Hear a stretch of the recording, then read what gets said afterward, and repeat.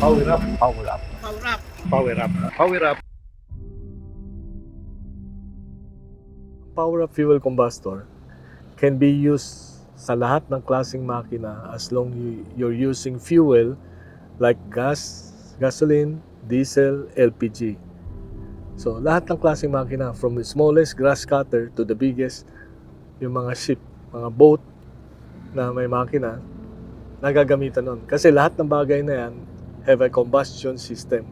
Once there's a combustion system, you need oxygen.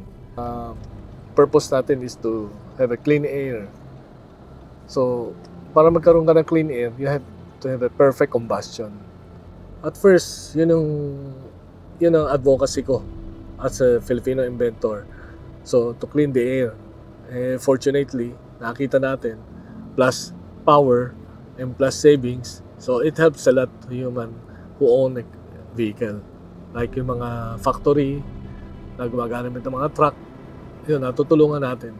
So, malaking savings sila sa maintenance, dati, mataas ang maintenance cost nila. Ngayon, pagka kinabitan nila lahat yung mga sasakyan nila, mga pan-delivery, bumababa na yung maintenance cost nila.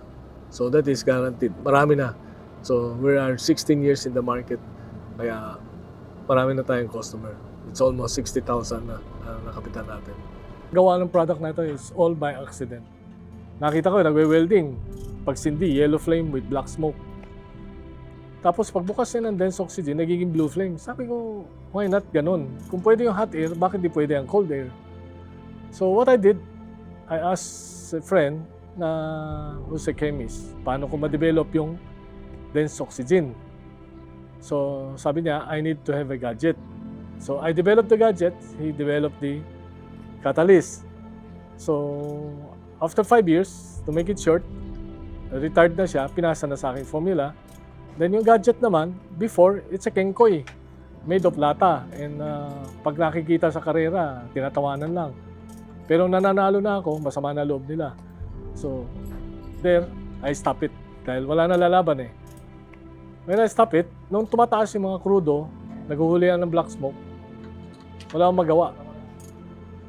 Ginagawa ko, nag-experiment ulit ako. Then, I found out na nakakawala pala ng black smoke ang perfect combustion. Bukod sa plus 30% power, yung black smoke mo nawawala, malinis yung makina mo, tapos yung oil mo hindi lumalapot, at the same time, may savings ka sa fuel. Kaya, sabi ko, why not? So, dinevelop ko ng dinevelop.